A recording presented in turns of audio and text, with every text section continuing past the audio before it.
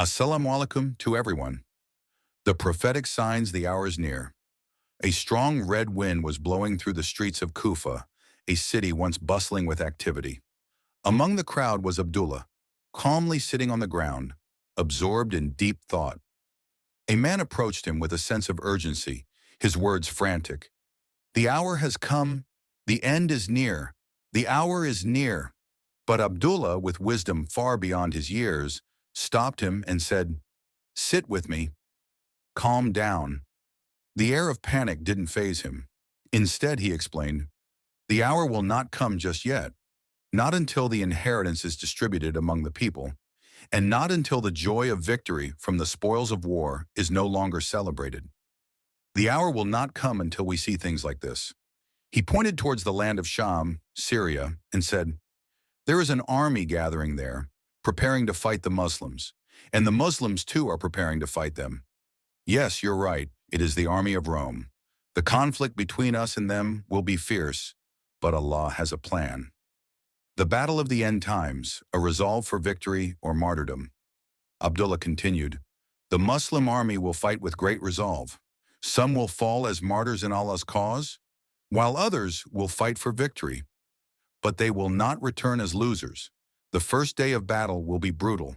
The night will fall and stop the fighting, but not before many will have lost their lives. The second day," he went on, "the fighting will continue with the same fierce resolve. Many will fall again, and once again, the night will prevent further fighting. But on the third day, they will not give up. They will continue to push forward with the same spirit. On the fourth day, what remains of the Muslim army will launch an attack so intense that it will feel as though the very earth is trembling beneath them. The battle will be so violent that even birds flying above won't survive the onslaught." A greater trial. The message of the Dajjal. In the midst of the fighting, something greater than anything the Muslims had ever faced will emerge. Just as the battle seems to reach its peak, a messenger will arrive, a rider on a horse, bringing with him news that will shake the world. He will announce that the Dajjal, the false Messiah, has arrived. The Dajjal's coming is one of the most terrifying prophecies foretold by the Prophet Muhammad, peace be upon him. He will come to lead people astray with his extraordinary abilities, and he will challenge the beliefs of the faithful. The Prophet, PBUH, told us that every prophet from Adam to Muhammad, PBUH, has warned about this great trial. But there is something new the Prophet, peace be upon him, revealed about him.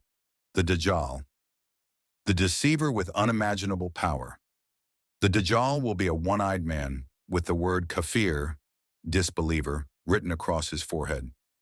Every true believer will be able to read it, and the Dajjal's presence will be a trial unlike any other. He will claim to be God and perform miracles to deceive the people. He will bring about rain, crops will grow, and animals will thrive for those who follow him. But for those who refuse to believe in him, their livestock will die and crops will fail. He will appear as the solution to all their problems, offering ease and prosperity, but it will all be a deception. The false Messiah, the ultimate deception. The Prophet Muhammad, PBUH, warned us that if we ever face the Dajjal, we should not be swayed by his powers. He will offer us what appears to be paradise, but in reality, it will be a fiery pit. His paradise is nothing but a fire, and his fire is nothing but a deception. We are warned to avoid him at all costs. One of the most terrifying powers he will possess is the ability to bring back the dead. If someone were to ask him, "If you bring my parents back to life, will I believe in you as my Lord?" The Dajjal will do so. He will deceive the person with the appearance of his parents, urging him to follow him. This is the greatest test of faith. The ultimate truth, Eesa, ARS, will return. But there is hope. The Prophet Muhammad, PBUH, also told us of the return of Eesa, AR, who will descend from the heavens to defeat the Dajjal. Eesa, ARS, will come with two angels, wearing yellowish garments, with water seemingly dripping from his head. He will be a sign to the Christians who claim him to be the Son of God, showing them the truth. Eesa S. will break the cross and abolish Christianity. He will affirm the oneness of Allah and the truth of Islam. He will lead the Muslims to victory, and the Dajjal's reign of deception will come to an end. The final battle, the end of deception. Once Isa, A.S., defeats the Dajjal, peace will prevail for a time. However, the ultimate trial will still be upon us. The time will come when we will all face a choice.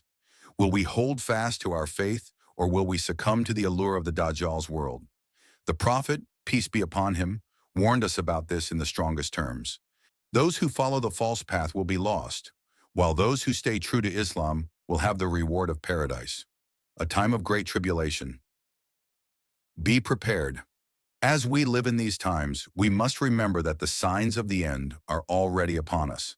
The trials are real, and we must be prepared. The Prophet Muhammad, PBBUH, has shown us the way to protect ourselves from the Dajjal's deception. His guidance is clear. Never lose hope in Allah, and never abandon your faith, no matter how difficult the path may become. Conclusion. Hold on to your faith, brothers and sisters. Remember that the times we are living in are challenging, and the fitna, trials of the Dajjal, may be closer than we think. But those who remain patient in their faith, holding on tightly to the rope of Allah, will be rewarded in ways beyond imagination. Do not succumb to the world's temptations. The Dajjal will offer ease, but the path of faith may seem harder, like holding on to a burning coal. But it is the path to eternal success. So ask yourself, will you be among those who stay true to their faith, even when faced with trials? Will you hold fast to Islam, like the one who holds on to hot coal?